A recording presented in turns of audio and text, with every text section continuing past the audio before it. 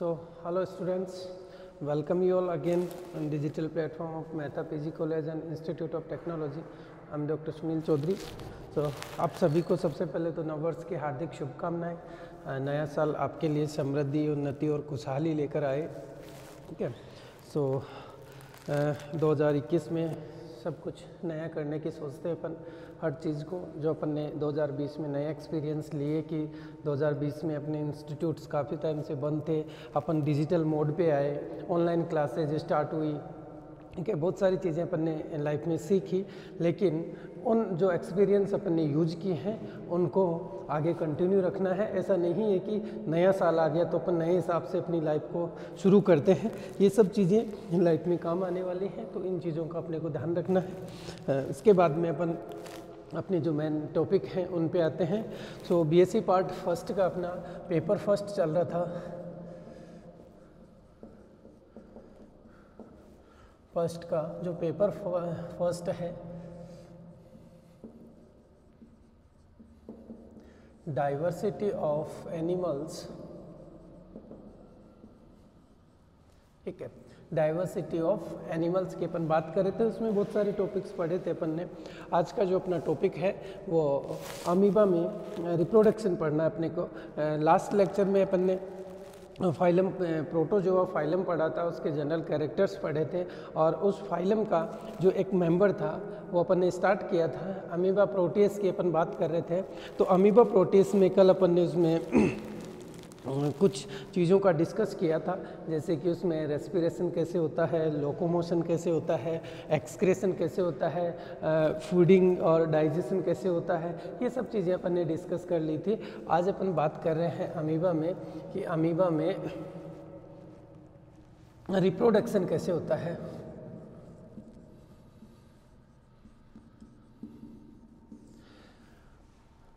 देखिए, मोस्टली अपन जो प्रोटोजोन की बात करते हैं तो मोस्टली प्रोटोजोन में एसेक्सुअली रिप्रोडक्शन होता है। सेक्सुअली रिप्रोडक्शन बहुत कम ऑर्गेनिज्म में मिलता है। तो सबसे पहले अपने को पता होना चाहिए कि भाई एसेक्सुअली रिप्रोडक्शन क्या होता है और सेक्सुअली रिप्रोडक्शन क्या होता है। तो दो तरीके का रिप्रोडक्शन होता है ऑर्गेनिज्म में, एक होता है एसेक्सुअल और दूसरा होता है सेक्सुअली।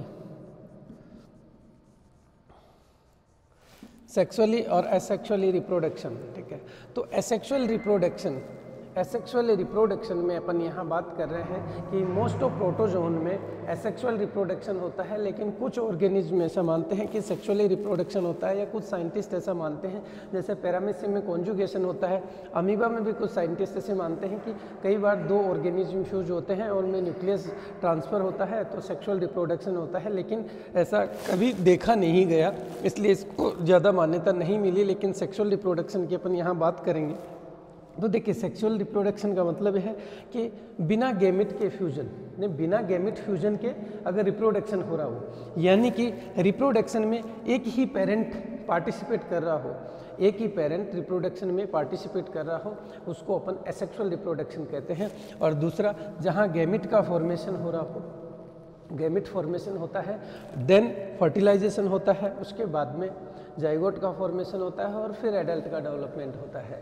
तो इस तरीके से अगर प्रोसेस चलती है तो उसको बोलते हैं सेक्सुअली रिप्रोडक्शन। और सेक्सुअली रिप्रोडक्शन में सबसे इम्पोर्टेंट चीज़ है सेक्सुअल पार्ट्स। ठीक है, सेक्स के लिए ऑर्गेनिज्म की ज़रूरत होती है, जो सेक्सुअल ऑर्गन्स हैं उनकी ज़रूरत होती है। तो इसलिए सेक्सुअल रिप्रोडक्शन थोड़ी सी कॉम्प्लेक्स प्रोसेस है और एसेक्सुअल रिप्रोडक्शन फास्ट प्रोसेस है, जल्दी प्रोसेस, क्योंकि एक सिंगल पेरेंट है, उसी में डिवीज़न होना है और उससे रिप्रोडक्शन होना है। यहाँ देखिए, दो ऑर्गेनिज्म चाहिए, दो अलग अलग ऑर्गेनिज्म होंगे, उसके बाद में उनमें एग और ओवम का फॉर्मेशन होगा, उसके बाद में फर्टिलाइजेशन होगा, गैमेट का फॉर्मेशन होगा, गैमेट में डेवलपमेंट होंगे, जुवेनाइल बनेगा या लार्वा बनेंगे, उसके बाद में फिर डेवलपमेंट होगा, एडल्ट का डेवलपमेंट होगा। तो काफ़ी लंबी प्रोसेस होती है। और यहाँ सिंपल प्रोसेस है कि एसेक्सुअल रिप्रोडक्शन के कुछ मेथड्स हैं जिनकी अपन यहाँ बात करेंगे। जैसे बाइनरी फिजन की बात कर रहे हैं, फ्रेगमेंट्स की बात करेंगे अपन, यहाँ बर्डिंग की बात करेंगे अपन, स्पोर फॉर्मेशन की बात करेंगे। तो यहाँ देखिए कितना फास्ट रिप्रोडक्शन होगा। बाइनरी फ्यूजन, एक से दो ऑर्गेनिज्म बनेंगे, एक सिंगल पेरेंट से दो डॉटर सेल्स बनेंगे या डॉटर्स बनेंगे इसमें। तो यहाँ सिर्फ और सिर्फ बहुत कम समय में बहुत ज़्यादा प्रोजेनी अपने को मिलती है और वो थोड़ी सी कॉम्प्लेक्स प्रोसेस है सेक्सुअल रिप्रोडक्शन की। तो जितने भी प्रोटोजोन्स हैं उनमें मोस्ट ऑफ प्रोटोजोन में एसेक्सुअल रिप्रोडक्शन होता है। तो अपन यहाँ अमीबा में रिप्रोडक्शन की बात कर रहे हैं। और तो अमीबा में किस तरीके का रिप्रोडक्शन होता है? अमीबा में एसेक्सुअल रिप्रोडक्शन होता है। तो जो टॉपिक है आज का वो है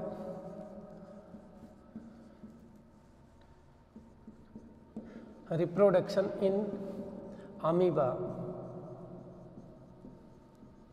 ठीक है, तो अपन ने कहा कि अमीबा में जो रिप्रोडक्शन है वो किस मेथड से होता है? एसेक्सुअल मेथड से।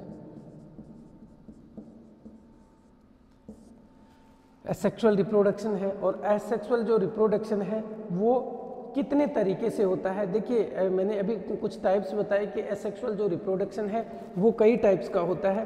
तो अपन यहाँ सबसे पहले अमीबा में एसेक्सुअल रिप्रोडक्शन जो है उसकी बात कर रहे हैं। तो सबसे पहला जो एसेक्सुअल रिप्रोडक्शन है वो बाइनरी फिजन है।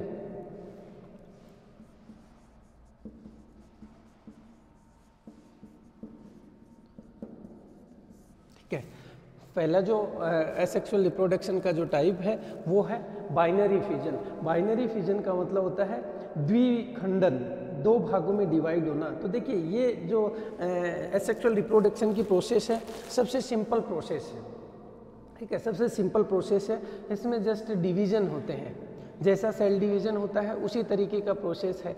सेल डिवीजन में जो भी माइटोटिक डिवीजन्स की अपन बात करते हैं, माइटोटिक जो डिवीजन्स होता है या तो समसूत्री विभाजन होता है, समसूत्री विभाजन की तरह ही बाइनरी फिजन होता है। ठीक है, तो समसूत्री विभाजन में क्या होता है कि सबसे पहले जो न्यूक्लियस है उसमें न्यूक्लियर वॉल, जो न्यूक्लियर मेम्ब्रेन है वो गायब होती है। उसके बाद में जो मटेरियल है वो कंडेंस फॉर्म में आता है। ठीक है, क्रोमोजोम्स हैं। उसके बाद में जैसे प्रोफेज, मेटाफेज, एनाफेज, टीलोफेज जो फेज चलती है उसी के अकॉर्डिंग यहाँ चलता है। क्रोमोजोम्स फिर दोनों पोल्स की तरफ जाते हैं। ठीक है, और उसके बाद में फिर वापस से जब एनाफेज स्टार्ट वापस होती है तो वापस से जो न्यूक्लियर वाल है उसका फॉर्मेशन चालू हो जाता है। ठीक है, और एक से दो न्यूक्लियस बन जाते हैं। उसके बाद में फिर साइटोकाइनेसिस होगा या कोशिका द्रव्य विभाजन होता है। तो जस्ट माइटोसिस के जैसे ही प्रोसेस कहाँ चलती है? बाइनरी फिजन में। तो बाइनरी फिजन में भी ऑर्गेनिज्म दो डॉटर सेल्स में डिवाइड होता है। यहाँ बाइनरी फिजन में अपन अमीबा में बात कर रहे हैं। तो ये सबसे सिंपल मेथड है, सबसे सिंपल मेथड है एसेक्सुअल मेथड का, सिंपल टाइप है सॉरी।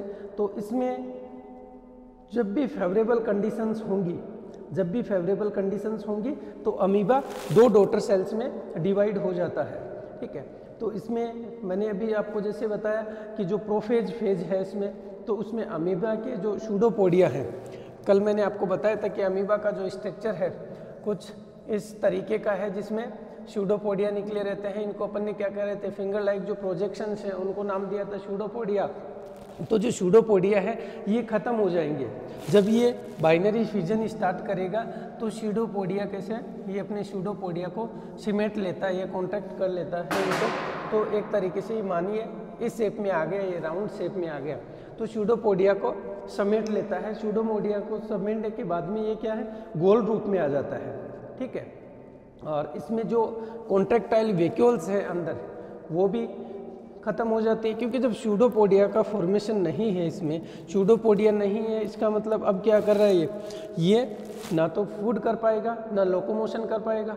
ठीक है, अब फूड भी नहीं कर रहा, वाटर अंदर जा नहीं रहा, तो उसके लिए वाटर को बैलेंस करनी है, ओस्मो रेगुलेशन की ज़रूरत नहीं है। ओस्मो रेगुलेशन की ज़रूरत नहीं है, इसका मतलब क्या है कि यहाँ जो आपकी ओस्मो रेगुलेशन के लिए ऑर्गन्स है यानी कॉन्ट्रैक्टाइल वैक्यूल है वो भी धीरे धीरे ख़त्म हो जाती है। कॉन्ट्रैक्टाइल वैक्यूल ख़त्म हो जाएगी और ये जो अंदर की तरफ आपका न्यूक्लियस है इसमें जो मटेरियल है वो धीरे धीरे ख़त्म हो जाता है, समाप्त होने लगता है।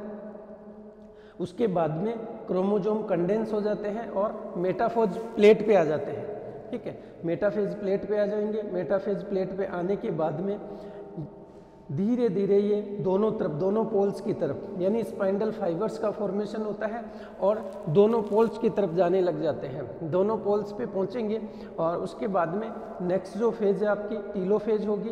टीलोफेज स्टेज में क्या है एक से दो न्यूक्लियस बन जाएंगे। मान के चलिए ये न्यूक्लियस था अंदर की तरफ, ठीक है, न्यूक्लियस है। अभी क्या हुआ, अमीबा ने क्या किया, अपने सूडोपोडिया खत्म कर दिए, अंदर की तरफ कॉन्ट्रेक्टाइल वैक्यूल नहीं है और बिल्कुल राउंड शेप में आ गया। अंदर न्यूक्लियस है तो न्यूक्लियस में सबसे पहले न्यूक्लियर डिवीजन होता है, फिर साइटोप्लाज्मिक डिवीजन होता है। न्यूक्लियर डिवीजन होगा, प्रोफेज स्टार्ट होती है, प्रोफेज स्टार्ट होगी यानी कि न्यूक्लियर मेम्ब्रेन गायब हो जाती है।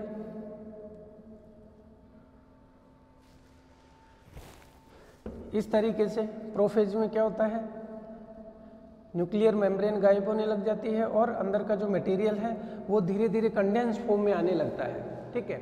उसके बाद में दूसरी जो प्रोसेस स्टार्ट होती है, प्रोफेज के बाद में मेटाफेज आती है। मेटाफेज में जो क्रोमोजोम है वो मेटाफेजिक प्लेट पर, ये ऐसे बीच में मेटाफेज प्लेट है, इस पे इस तरीके से आकर व्यवस्थित हो जाते हैं। उसके बाद में स्पाइंडल फाइबर्स का फॉर्मेशन होता है। स्पाइंडल फाइबर का फॉर्मेशन होगा तो इस तरीके से स्पाइंडल फाइबर्स का फॉर्मेशन होता है और स्पाइंडल फाइबर्स क्या करते हैं, क्रोमोसोम्स को दोनों तरफ खींचते हैं, दोनों तरफ ले जाएंगे, दोनों पोल्स की तरफ ले जाएंगे। और उसके बाद में नेक्स्ट जो प्रोसेस आपका स्टार्ट होता है वो है टीलोफेज। और टीलोफेज में जाते जाते केंद्रक वापस दो डॉटर न्यूक्लियस में डिवाइड हो जाते हैं। एक न्यूक्लियस ये बन जाता है, एक न्यूक्लियस ये बन जाता है, ठीक है, दो डॉटर न्यूक्लियस बन गए। उसके बाद में अब साइटोप्लाज्मिक डिवीजन होता है, यानी जनरली जैसा साइटोप्लाज्म ऑर्गेनिज्म में सेल डिवीजन होता है उसी तरीके से इसमें कॉन्ट्रैक्शन होता है बीच में, ठीक है। इस तरीके से कॉन्ट्रैक्शन हुआ, कॉन्ट्रैक्शन के बाद में धीरे धीरे और गहरा होता जाएगा, और गहरा हो जाएगा। उसके बाद में इस तरीके से एक से दो डॉटर सेल्स बन जाएंगे, यानी एक से दो अमीबा बन जाएंगे। तो अमीबा में ये जो बाइनरी फ्यूजन है, इसकी जो प्रोसेस चलती है वो फेवरेबल कंडीशंस में बाइनरी फ्यूजन होता है। उसके बाद में दूसरा होता है एक मल्टीपल फ्यूजन।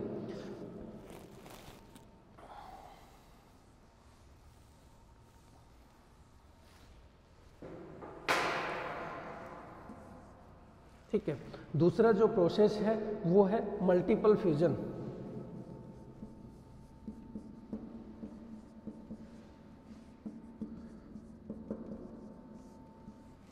ठीक है, मल्टीपल फ्यूजन, अभी अपन ने बात की बाइनरी फ्यूजन की, उसके बाद में मल्टीपल फ्यूजन की बात कर रहे हैं। तो इसमें भी क्या होता है कि जब अनफेवरेबल कंडीशंस आती है, देखिए फेवरेबल कंडीशंस जब भी रहेंगी तब amoeba asexual reproduction binary fusion के द्वारा ही करेगा, जब भी फेवरेबल कंडीशंस हैं। और अनफेवरेबल कंडीशंस होंगी तब ये अलग मेथड्स यूज करता है, और उनमें मल्टीपल फ्यूजन भी वही मेथड है जो अनफेवरेबल कंडीशंस में ये यूज करता है।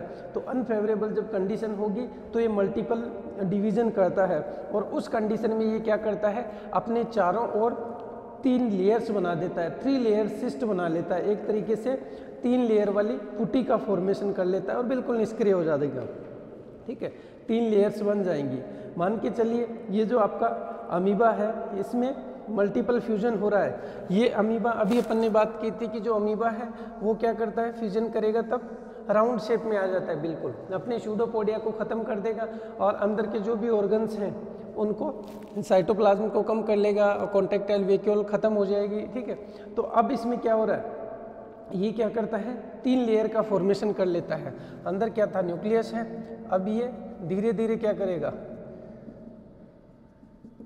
3 लेयर का फॉर्मेशन करेगा, यानी कि ये अपने चारों तरफ सिस्ट का फॉर्मेशन कर लेता है।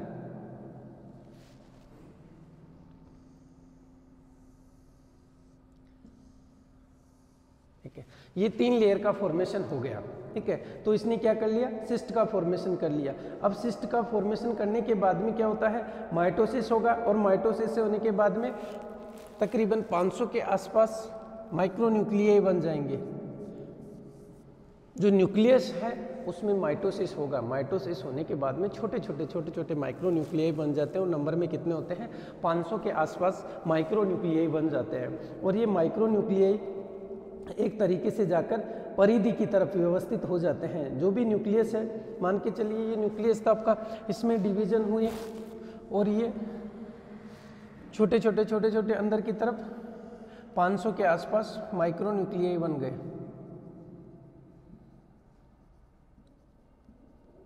ठीक है। इस तरीके से ये अरेंज हो जाते हैं, परिधि की तरफ जाकर अरेंज हो जाएंगे।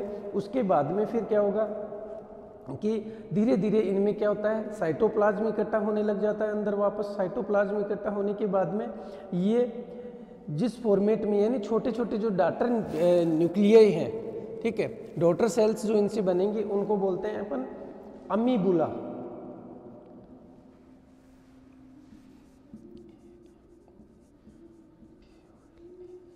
अमीबुला इनको नाम देते हैं। तो अब ये जो सिस्ट वॉल है, ये सिस्ट वॉल इनकी फटेगी और यहाँ से क्या होगा, अमीबुला का फॉर्मेशन होता है, यानी छोटे छोटे यहाँ से अभी निकलेंगी।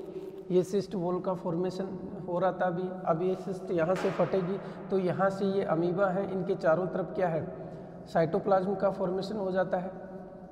ठीक है, तो इस फॉर्म में मैंने कहा कि छोटे छोटे 500 तक के न्यूक्लियस बन जाते हैं, छोटे छोटे न्यूक्लियाई बन जाते हैं। और ये न्यूक्लियाई, अब ये सिस्ट वॉल क्या होती है, जब भी कोई फेवरेबल कंडीशंस आएंगी तो ये सिस्ट वॉल यहाँ से टूट जाती है। और अब इनमें क्या होगा, सूडोपोडिया का फॉर्मेशन, क्योंकि अब इनको क्या करना है, फ्री लिविंग स्टेज में आएंगे तो सूडोपोडिया का फॉर्मेशन होगा।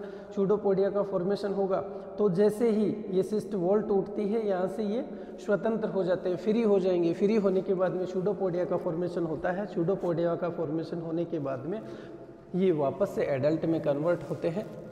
ठीक है, तो दूसरा जो मेथड था वो मल्टीपल फिजन। मल्टीपल का मतलब ही ये कि मल्टीपल बहुत बार मल्टीपल करते हैं, वैसे अपन उसी तरीके से यहाँ भी मल्टीपल फिजन होता है। तो मल्टीपल फिजन में क्या हुआ कि जो भी ऑर्गेनिज्म है सबसे पहले राउंड शेप में आ गया। सूडोपोडिया थे, सूडोपोडिया को कॉन्टैक्ट कर लिया, अंदर की तरफ ले लिया। सूडोपोडिया अंदर आया, अंदर आने के बाद में उसने क्या किया, जो अपना न्यूक्लियस था, न्यूक्लियस में माइटोटिक डिविजन्स हुए और ये नंबर में बहुत ज़्यादा डिवाइड हो गया, यानी कि 500 के आसपास माइक्रो न्यूक्लियाई में डिवाइड हो गया। वो अरेंज हो गए, अंदर जो इसकी परिधि है उसके चारों तरफ अरेंज हो गए। फिर धीरे धीरे इनमें साइटोप्लाज्म का डेवलपमेंट हुआ वापस। साइटोप्लाज्म जैसे ही आया उसके बाद में ये जो सिस्ट वॉल है यहाँ से टूटती है, जिसको पुटी बोल रहे हैं, पुटी यहाँ से टूटती है और ये इनको नाम दिया अपने अमीबुला। ठीक है, ये अमीबुला अब बाहर निकलते हैं, बाहर निकलेंगे, फ्री लिविंग स्टेज में आएंगे तो वापस से सूडोपोडिया का फॉर्मेशन होता है और ये वापस से फ्री लिविंग अपनी लाइफ जीना स्टार्ट कर देते हैं। उसके बाद में तीसरा जो मेथड आता है यहाँ, वो है स्पोर फॉर्मेशन, यानी स्पोरुलेशन।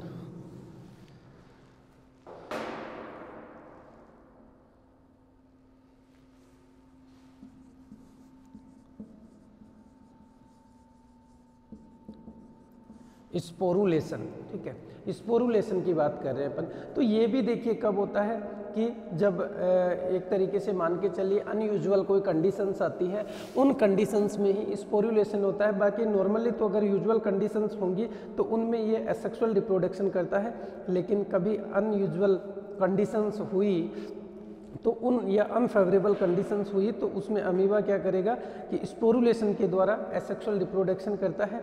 और उसमें यानी कि अमीबा की कुछ स्पीसीज हैं जिनमें इस तरीके का एसेक्सुअल रिप्रोडक्शन देखा गया है।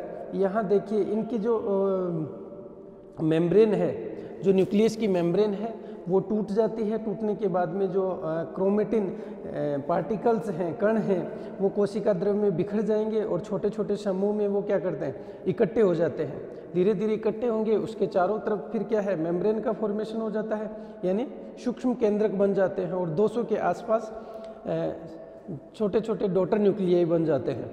ठीक है, फिर इनके चारों तरफ वापस से साइटोप्लाज्म इकट्ठा हो जाता है और एक तरीके से डॉटर अमीबा बन जाता है। डॉटर अमीबा बनने के बाद में ये धीरे धीरे इनकी जो मेम्ब्रेन है वो गल जाएगी और पुनः अनुकूल कंडीशन आएंगी तो उसमें ये वापस से अपना सूडोपोडिया का फॉर्मेशन करेगा और फ्री लाइफ जीने लग जाएगा। तो हुआ क्या, स्पोरुलेशन में क्या है, जो अमीबा था आपका, ये अमीबा है।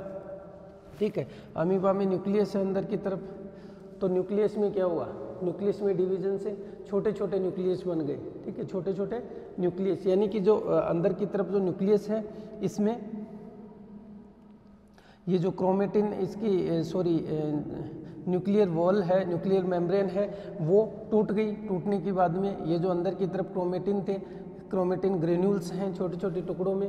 तो अब ये क्या करेंगे, ये ग्रेन्यूल्स क्या करते हैं, 2-2 4-4 एक जगह इकट्ठे हो जाते हैं। इस तरीके से ये ग्रेन्यूल्स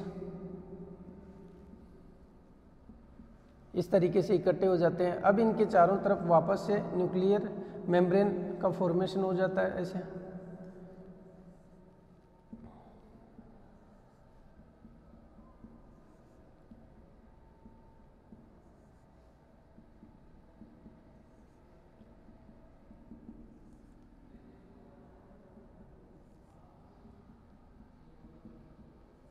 ठीक है, ऐसे मेम्ब्रेन का फॉर्मेशन हो जाता है वापस और अंदर साइटोप्लाज्म भी आ जाता है। तो तकरीबन 200 के आसपास में स्पोर का फॉर्मेशन होता है। ठीक है, और जब भी फेवरेबल कंडीशंस आएंगी तो इनकी जैसे ही मेम्ब्रेन टूटेगी और ये बाहर रिलीज हो जाते हैं। रिलीज होने के बाद में वापस से धीरे धीरे अमीबा बना लेते हैं, नया अमीबा बन जाता है।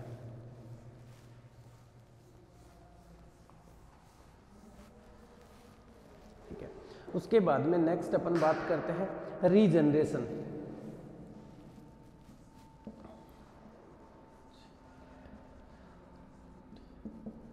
ठीक है, रीजनरेशन की अपन बात कर रहे हैं। मैंने जब आपको प्रोटोजोआ फाइलम पढ़ाया था, ये अपन प्रोटोजोआ अपने जो इन्वर्टिब्रेट्स हैं, लोअर और हायर इन्वर्टिब्रेट्स अपन पढ़ रहे थे, और उसके बाद में इन्वर्टिब्रेट और वर्टिब्रेट में अपन डिफरेंस पढ़ रहे थे। उस टाइम पे मैंने आपको बताया था कि जो लोअर इन्वर्टिब्रेट्स हैं, ठीक है, लोअर इन्वर्टिब्रेट्स हैं, उनमें रीजनरेशन की बहुत अच्छी कैपेसिटी होती है। यानी रीजनरेशन कैसा होता है, वेल डेवलप्ड।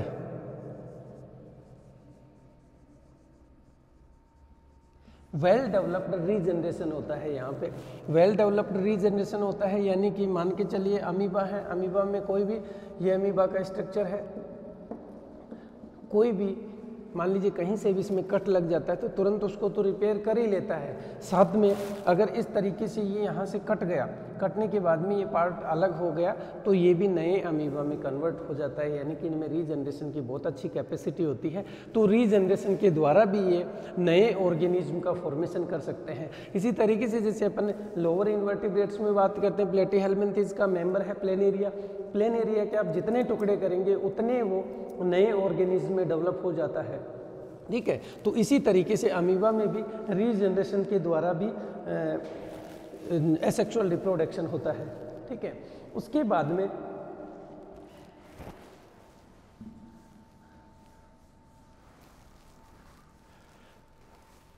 कुछ साइंटिस्ट ऐसा मानते हैं कि अमीबा में कॉन्जुगेशन होता है, संयुग्मन होता है, कॉन्जुगेशन होता है और कॉन्जुगेशन के द्वारा सेक्सुअल रिप्रोडक्शन होता है, लेकिन ऐसा अभी तक देखा नहीं गया है। ठीक है, उसके बाद में अपन बात करते हैं नेक्स्ट अमीबा में, यानी कि अमीबा अमर होता है। ठीक है, अमीबा अमर होता है तो इसको बोलते हैं अमीबा में अमरत्व या फिर इमोर्टेलिटी इन अमीबा। ठीक है, अमीबा अमर होता है। क्यों अमर होता है? देखिए, अमीबा की कोई नेचुरल डेथ नहीं होती। नेचुरल डेथ इतनी इसलिए नहीं होती क्योंकि मान के चलिए अभी आपने देखा था रिप्रोडक्शन के इतने मेथड्स पढ़े, उनमें अपन ने देखा कि जो अमीबा था, अमीबा में क्या था कि जैसे बॉडी का पार्ट्स कोई अलग हो गया तो उससे नया अमीबा बन जाएगा, कहीं से भी बॉडी का पार्ट टूटा नया अमीबा बन जाएगा, और उसमें डिवीजन हुए तो एसेक्सुअल रिप्रोडक्शन के द्वारा डिफरेंट सेक्सुअल मेथड थे इसके, इनके द्वारा नया ऑर्गेनिज्म बना लेता है। तो इसका मतलब क्या हुआ कि अमीबा कभी उसकी नेचुरल डेथ नहीं होती, इसलिए इसको अपन अमर बोलते हैं। अमीबा अमर होता है। तो अपनी जैसे ही इन्वायरमेंटल कंडीशंस होते हैं, जैसे अनफेवरेबल कंडीशंस आ गई तो ये क्या करेगा, अपने चारों तरफ सिस्ट का फॉर्मेशन कर लेगा, सिस्ट का फॉर्मेशन करेगा, और फिर जैसे ही यूजुअल कंडीशंस होंगी सिस्ट फट जाएगी, और वहाँ से अभी अपन ने जैसे स्पोरुलेशन की बात की है, सिस्ट फॉर्मेशन की बात की, उसमें नए अमीबा बने तो उससे नए अमीबा का फॉर्मेशन हो जाएगा और नए अमीबा बनेंगे।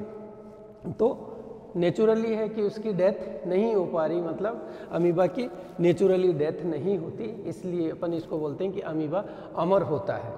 ठीक है,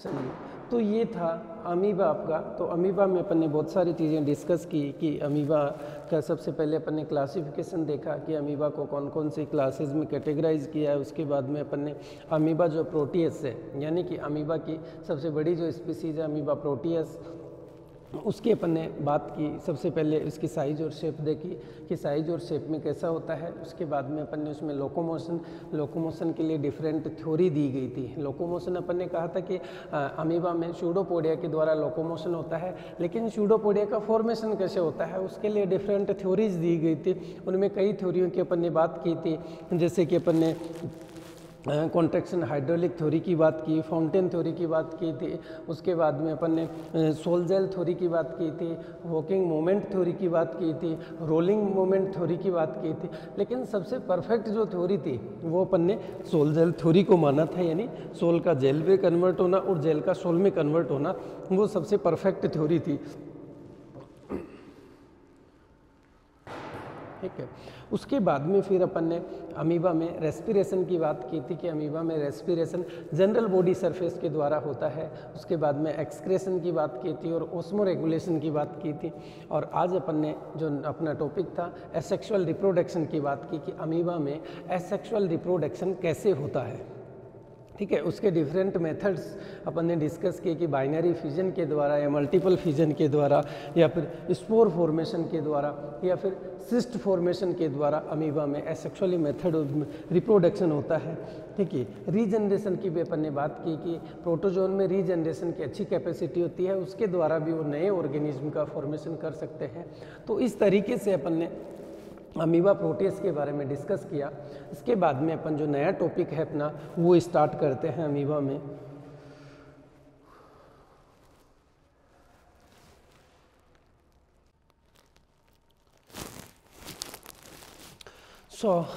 फाइलम प्रोटोजोआ का दूसरा मेंबर है अपने पास में एंट अमीबा हिस्टोलेटिका की अपन बात कर रहे हैं कि प्रोटोजोआ में अपने को कुछ ऑर्गेनिज्म को पढ़ना है। इसमें एक अपन ने अमीबा की बात की, अमीबा प्रोटियस पढ़ा, दूसरा अपन एंट अमीबा हिस्टोलाइटिका की बात कर रहे हैं।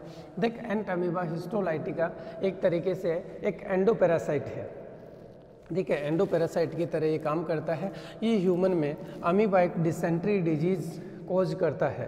देखिए, एंट अमीबो हिस्टोलाइटिका, सबसे पहले इसका मतलब देखते हैं कि क्या मतलब है इसका। एंट अमीबा हिस्टोलाइटिका एक, देखिए, ग्रीक वर्ड है एंटोस। एंटोस का मतलब होता है विद इन। अमीबा, अमीबा का मतलब होता है चेंज। ठीक है। हिस्टो, हिस्टोस का मतलब है टिश्यू। ठीक है। और लाइटिक, लाइटिक का मतलब होता है डिजोल्व।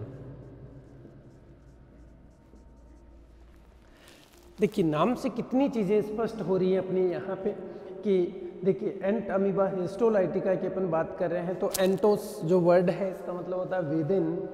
इसके बाद में अमीबा का मतलब होता है चेंज, हिस्टो का मतलब है टिश्यू और लाइसिस, सॉरी, ठीक है, लाइसिस, लाइसिस का मतलब होता है डिजोल्व। तो ये जो ऑर्गेनिज्म है एंट अमीबा हिस्टोलाइटिका, ये ऑर्गेनिज्म क्या करता है कि अंदर जाएगा, अपने अंदर जाने के बाद में इंटेस्टाइन में जो म्यूकस और सब म्यूकोसा जो लेयर है उनको डिजोल्व करता है। देखिए, नाम चल रहा है टिश्यू, टिश्यू, अंदर जो टिश्यू हैं उनको डिजोल्व करता है। ठीक है। तो नाम से देखिए, एंटोस, एंटोस का मतलब ग्रीक वर्ड है, ये सारे के सारे ग्रीक वर्ड है। एंटोस, एंटोस का मतलब होता है विद इन। अमीबा का मतलब होता है चेंज। अमीबा प्रोटियस में भी अपन ने बात की थी कि अमीबो एक ग्रीक वर्ड था, उसका मतलब था चेंज, बदलाव। इसी वजह से तो अपन प्रोटियस को सी गॉड कह रहे थे, माइथोलॉजिकल सी गॉड नाम दिया था, समुद्री देवता के रूप में। हिस्टोस का मतलब होता है टिश्यू और लाइसिस का मतलब डिजोल्व, टिश्यू का डिजोल्व होना। और टिश्यू को डिजोल्व करने की जो प्रोसेस है उसी को तो अपन अमीबोइक डिसेंट्री करिए, अमीबाई पेचिस या अमीबाइसिस या अमीबोइक डिसेंट्री नाम देते हैं इसको, कि अंदर की तरफ पेट में अल्सर हो जाता है, यानी छोटी छोटी फुंसियाँ डेवलप हो जाती हैं। ये वैसे नॉर्मली अगर देखा जाए तो कमेन सेल की तरह काम करता है, सहजीवी की तरह काम करता है, लेकिन धीरे धीरे ये कई बार रोगजनक की कंडीशन में आ जाता है, यानी पैरासाइट की फॉर्म में आकर डिजीज कोज करता है, और उस डिजीज का नाम है अमीबाइक डिसेंट्री। ठीक है, उसके बाद में फिर अपन बात करते हैं कि अमीबा का जो इसकी जो नेचर है कि ये रोगजनक नेचर का होता है या इसकी डिस्कवरी है। तो इसकी सबसे पहले जो डिस्कवरी है वो एक साइंटिस्ट थे, लैम्बल, एक साइंटिस्ट थे लैम्बल, उन्होंने इसकी डिस्कवरी की थी, एंट अमीबा हिस्टोलाइटिका की डिस्कवरी की थी लैम्बल ने। लेकिन एक साइंटिस्ट और थे फ्रेडरिक, ठीक है, एक साइंटिस्ट और थे फ्रेडरिक लॉस,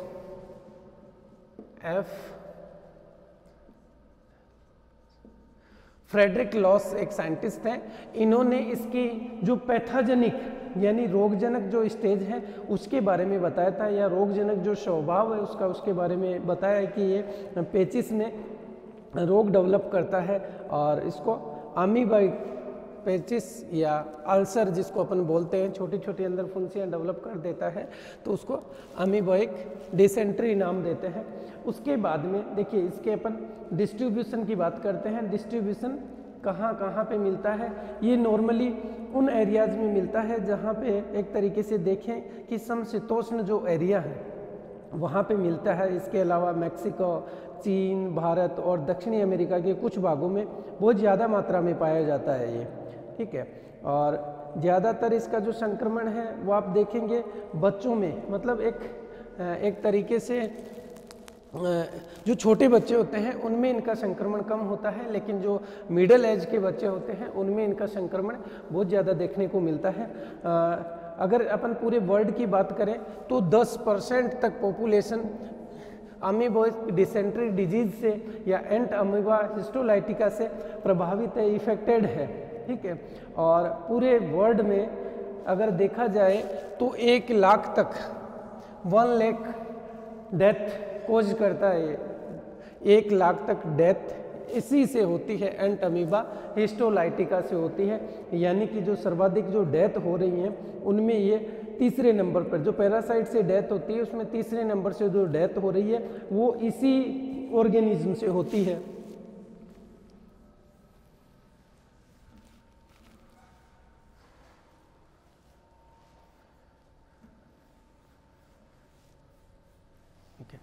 उसके बाद में अपन इसके हैबिट और हैबिटाट की बात करते हैं।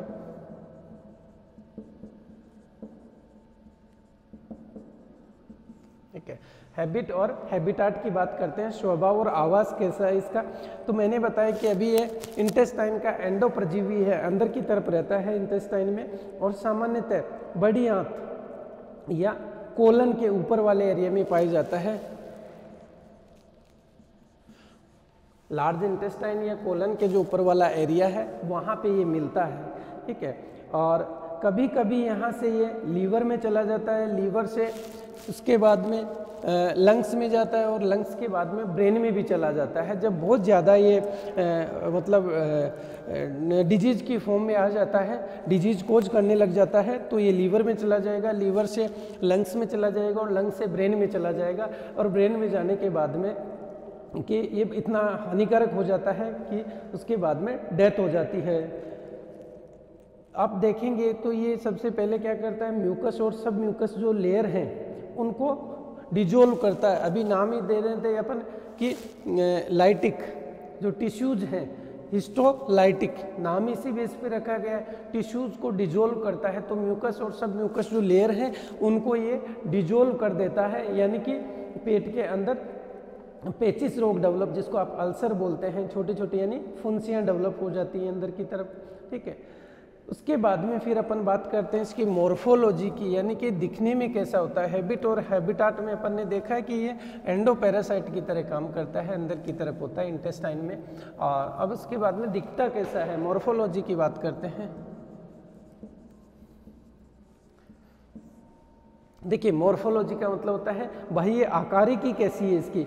आकारिकी देखेंगे तो बिल्कुल ये देखिए प्रोटोजोन जितने भी हैं, मैंने आपको कहा कि ये कैसे होते हैं, माइक्रोस्कोपिक होते हैं। माइक्रोस्कोप के बिना इन प्रोटोजोन को आप नहीं देख सकते। तो ये भी माइक्रोस्कोपिक ऑर्गेनिज्म है, यानी बहुत छोटा ऑर्गेनिज्म है। तो इसको देखने के लिए अपने को माइक्रोस्कोप चाहिए, और इसको अपन देखेंगे जो माइक्रोस्कोप की सहायता से देखते हैं तो इसके 3 अलग अलग रूप दिखाई देते हैं। तो इसका जो पहला जो स्टेज है वो है ट्रोफोजोइट स्टेज।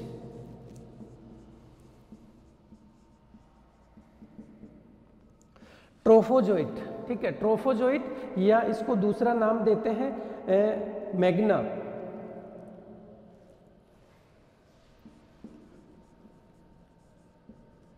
मैग्ना दूसरी जो इसकी स्टेज है इसको नाम देते हैं।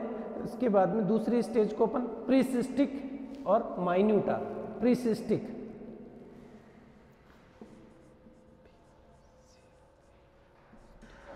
प्रीसिस्टिक या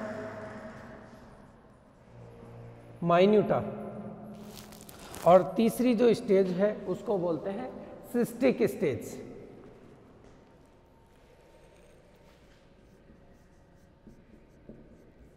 ठीक है, 3 स्टेज में आपको अमीबा मिलता है। ये एंट अमीबा हिस्टोलाइटिका की 3 फॉर्म होती हैं।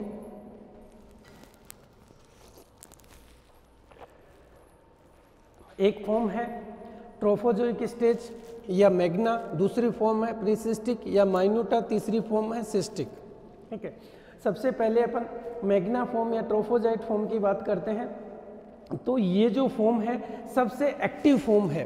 ट्रोफोजोइट स्टेज है ये सबसे एक्टिव फॉर्म है। इसी फॉर्म में ये फीड करता है, इसी फॉर्म में ये लोकोमोशन करता है, इसी फॉर्म में ये डिजीज कोज करता है। तो सबसे जो एक्टिव फॉर्म है ये है, और इसी में ये एक तरीके से डिजीज कोज करता है, यानी कि जो बड़ी आंत में श्लेष्म और म्यूकस और सब म्यूकस जो लेयर है उन लेयर को उन परतों में चला जाता है अंदर की तरफ। ठीक है, तो इस कंडीशन में अगर इसका स्ट्रक्चर आप देखेंगे तो ये 20 से 30 म्यू साइज का दिखाई देता है, और इसमें आप अब देखिए अंदर की तरफ अपन इस स्ट्रक्चर देखें तो बाहर की तरफ इसमें क्या है, प्लाज्मा लेमा है। बाहर की तरफ है प्लाज्मा लेमा, जो कैसी होती है, सेमी परमेबल। बाहर की तरफ स्ट्रक्चर देखेंगे तो सेमी परमेबल प्लाज्मा मेम्ब्रेन होती है। उसके बाद में अंदर की तरफ जाते हैं, अंदर की तरफ देखेंगे तो सबसे पहले अपन बात करते हैं न्यूक्लियस की।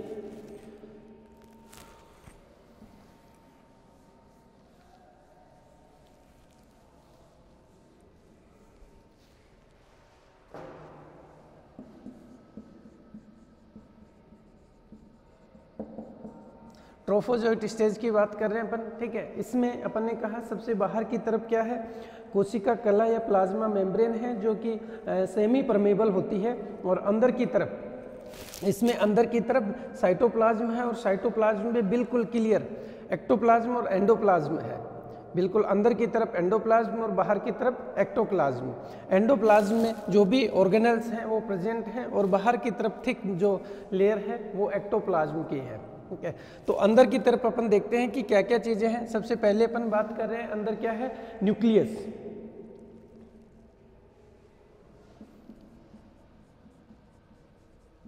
ठीक है, बिल्कुल बीच में आप देखेंगे तो एक आपको राउंड शेप में यहाँ न्यूक्लियस दिखाई देगा, और न्यूक्लियस का देखिए बहुत स्ट्रक्चर आप देखेंगे न्यूक्लियस का, तो न्यूक्लियस बिल्कुल क्लियर है, क्लियर इसमें मेम्ब्रेन है, अंदर की तरफ क्रोमेटिन ग्रेन्यूल्स हैं,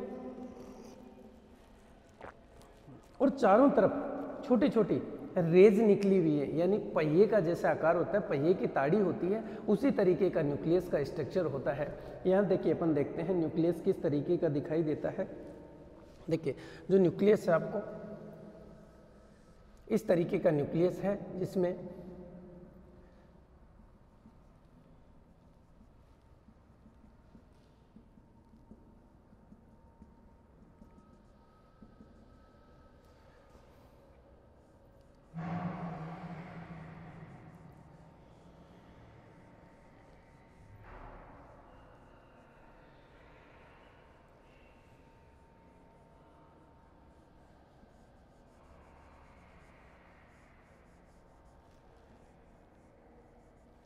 इस तरीके का कुछ न्यूक्लियस का यहाँ स्ट्रक्चर दिखाई देता है। बाहर की तरफ देखेंगे न्यूक्लियर मेम्ब्रेन है, अंदर की तरफ आप देखते हैं क्रेमेटिन ग्रेन्यूल्स हैं, और अंदर ही अंदर एक स्ट्रक्चर दिख रहा है जिसको एंडोसोम बोलते हैं।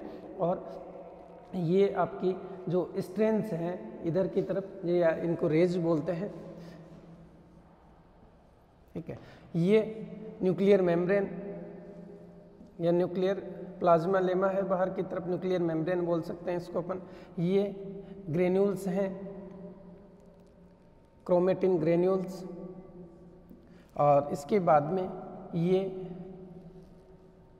अंदर की तरफ एंडोसोम, ठीक है। और ये बाहर रेज निकली हुई, तो जैसे पहिए की ताड़ियाँ होती हैं सेम उसी तरीके का आपको यहाँ स्ट्रक्चर दिखाई देता है, ठीक है। तो बिल्कुल आप सेंटर में यहाँ देखेंगे तो एक न्यूक्लियस दिखाई देता है, स्पष्ट है, जो कि 4 से 6 म्यू यानी 4 से 6 म्यू साइज का न्यूक्लियस होता है यहाँ। और ये न्यूक्लियस कैसा दिखता है मैंने आपको बताया, बाहर की तरफ इसमें न्यूक्लियर मेम्ब्रेन है, इसके बाद में छोटी छोटी क्रोमेटिन ग्रेन्यूल्स हैं जो ब्लैक ब्लैक स्पॉट में आपको यहाँ दिख रही हैं, इनको बोलते हैं क्रोमेटिन ग्रेन्यूल्स। और उसके बाद में अंदर की तरफ देखेंगे बिल्कुल अंदर तो एक स्ट्रक्चर मैंने बना रखा है ब्लैक ब्लैक सा, इसको बोलते हैं एंडोसोम, ठीक है। और बाहर की तरफ छोटे छोटे रेज निकली हुई हैं, ठीक है। इसके अलावा अंदर की तरफ देखते हैं एंडोप्लाज्म में और देखेंगे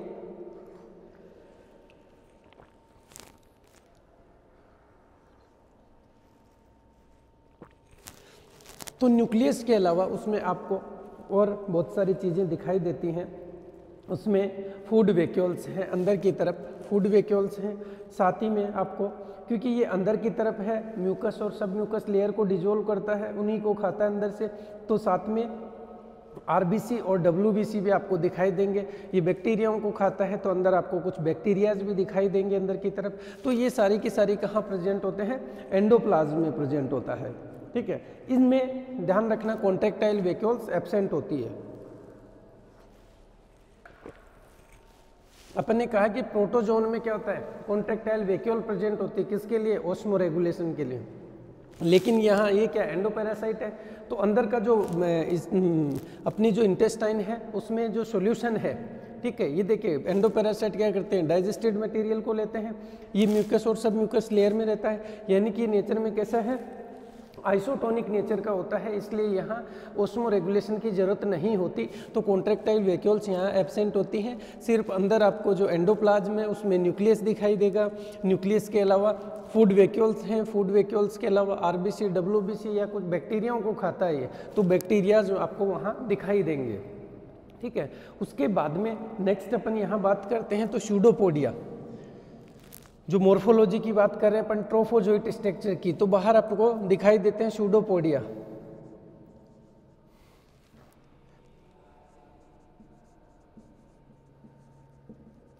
ठीक है।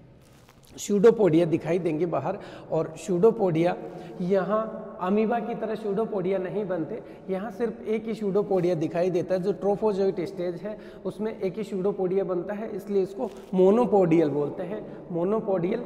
तो एक स्यूडोपोडिया का फॉर्मेशन होता है, ठीक है, और उसी के द्वारा ये स्यूडोपोडिया की सहायता से फॉरवर्ड मूवमेंट करता है, कई बार फॉरवर्ड मूवमेंट करता है। तो इसमें एक स्पीसीज है लाइमैक्स स्पीसीज, इसकी लाइमैक्स स्पीसीज है, उसमें इस तरीके से रेंगने की जो या धीरे धीरे इस तरीके से स्यूडोपोडिया से जो लोकोमोशन करता है उसको लाइमैक्स गति या लाइमैक्स मूवमेंट बोलते हैं, ठीक है। उसके बाद में फिर अपने पास में नॉर्मली अगर इसको फीडिंग की बात करते हैं कि फूड कैसे करता है, तो होलोजोइक नेचर का ऑर्गेनिज्म है। होलोजोइक तरीके से जैसे ऑर्गेनिज्म फूड करते हैं उसी तरीके से ये भी फैगोसाइटोसिस के द्वारा फीडिंग करता है। फैगोसाइटोसिस यानी कि सॉलिड जो मटेरियल्स हैं उनको अंदर की तरफ एनगल्फ करना। तो स्यूडोपोडिया का फॉर्मेशन हो रहा है। स्यूडोपोडिया क्या करते हैं, दोनों तरीके के काम करते हैं, तो फैगोसाइटोसिस में भी हेल्प करते हैं। उसके बाद में फिर अपने पास में दूसरी स्टेज आती है, कौन सी, प्रीसिस्टिक। ये जो स्टेज है मैंने बताया आपको ट्रोफोजोइट स्टेज है, ये स्टेज सबसे एक्टिव स्टेज है। इसी स्टेज में ये फूड करेगा, इसी स्टेज में ये डिजीज कोज करेगा। सिर्फ और सिर्फ एक ही स्टेज है ट्रोफोजोइट स्टेज। उसके बाद में अनयूजुअल कोई कंडीशन है तो उनमें फिर ये दूसरी स्टेज में कन्वर्ट होता है, फिर तीसरी स्टेज में कन्वर्ट होता है, फिर वापस से ये डिजीज़ कोज करेगा तो वापस से इसी स्टेज में आना पड़ेगा इसको, ट्रोफोजोइट स्टेज में।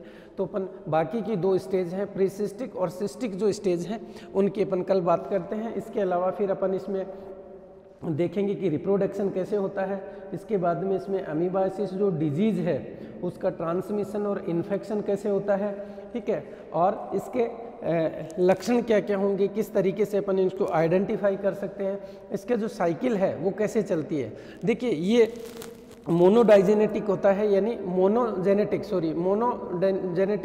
ज़्यादातर आप पैरासाइट देखेंगे तो डाइजेनेटिक होते हैं, यानी 2 ऑर्गेनिज्म अपनी लाइफ साइकिल को कंप्लीट करते हैं। ये एक ही ऑर्गेनिज्म अपनी लाइफ साइकिल यानी ह्यूमन बीइंग में लाइफ साइकिल को कंप्लीट कर लेता है, लेकिन कुछ ऑर्गेनिज्म इसके रिजर्वर होस्ट होते हैं, जैसे मान के चलिए डॉग है, इसके अलावा मंकी हैं, ये रिजर्वर होस्ट की तरह काम करते हैं लेकिन डिजीज़ कोज नहीं करते। ये अपनी लाइफ साइकिल को कंप्लीट करने के लिए ह्यूमन बीइंग में अपनी लाइफ साइकिल को कंप्लीट कर लेता है, ठीक है। तो कल अपन इसके लाइफ साइकिल की और बाकी 2 स्टेज सिस्टिक और प्रीसिस्टिक स्टेज की बात करेंगे।